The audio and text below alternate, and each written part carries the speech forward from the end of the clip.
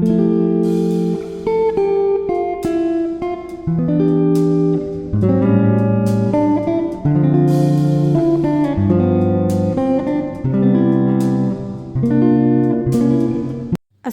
আলাইকুম। টুকটাক রান্নাঘরে আপনাদের সকলকে স্বাগতম। আজকে আমি বানাবো গরুর মাংসের আচার। আমি এখানে প্রায় ৬০০ গ্রাম গরুর মাংস নিয়েছি। গোশগুলো অফ ক্যামেরা আমি ধুয়ে পরিষ্কার করে নিয়েছি। মাংসের সাথে আমি সব ধরনের মশলা অ্যাড করে নেব। প্রথমে দিয়ে দেব হলুদ গুঁড়ো, মরিচ গুঁড়ো, ধনিয়া গুঁড়ো, জিরে গুঁড়ো, আদা বাটা, রসুন বাটা, স্বাদ মতো লবণ, দারুচিনি, গোলমরিচ, এলাচ মশলা দিয়ে একসাথে ভালো করে মাংসটা মাখিয়ে নেব। দিয়ে দেব পরিমাণ মতো সরিষার তেল। মাংসটা সিদ্ধ করার জন্য ১ কাপ পানি দিয়ে দেব। মাংসটা সিদ্ধ হয়ে গেছে, এখন ভালোভাবে নেড়েচেড়ে ভেজে নেব।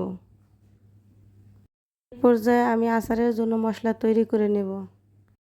মশলা তৈরি করার জন্য আমি নিয়েছি জিরা, পাঁচফোড়ন, ধনিয়া, গরম মশলা, গোলমরিচ, জয়ত্রী এবং সাথে 2টা শুকনো মরিচ। এগুলো ভালো করে ভেজে আমি ব্লেন্ডারে গুঁড়ো করে নিয়েছি। একটা পাত্রে দিয়ে দেব 1 কাপ সরিষার তেল, 2টো শুকনো মরিচ, এলাচ, দারচিনি, 1/2 কাপ দিয়ে দেব রসুন। রসুন ভাজা হয়ে গেলে এর মধ্যে অন্যান্য মশলা অ্যাড করে নেব। শুকনো মরিচের গুঁড়া দেবো 1 চা চামচ। আচারের জন্য যে মশলাগুলো ভেজে আমি গুঁড়ো করে নিয়েছি সেই মশলাগুলো এখন দিয়ে দেব।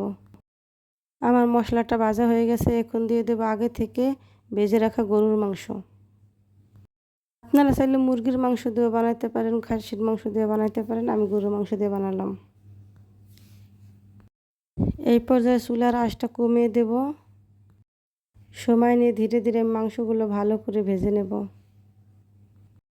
আপনারা যারা এর আগে এই রেসিপিটি ট্রাই করেন অবশ্যই একবার হলেও এই রেসিপিটি ট্রাই করবেন। কথা বলতে বলতে আমার আচারটা রেডি হয়ে গেছে। এভাবে গরুর মাংসের আচার বানিয়ে আপনি সাদা ভাত, পোলাও, ভুনা খিচুড়ির সাথে পরিবেশন করতে পারবেন। আমার সাথে থাকার জন্য আপনাদের সকলকে অসংখ্য ধন্যবাদ। ইনশাআল্লাহ আবার আপনাদের সাথে দেখা হবে অন্য কোনো নতুন রেসিপি নিয়ে। ততক্ষণ পর্যন্ত আপনারা সবাই ভালো থাকেন, সুস্থ থাকেন। আল্লাহ হাফেজ।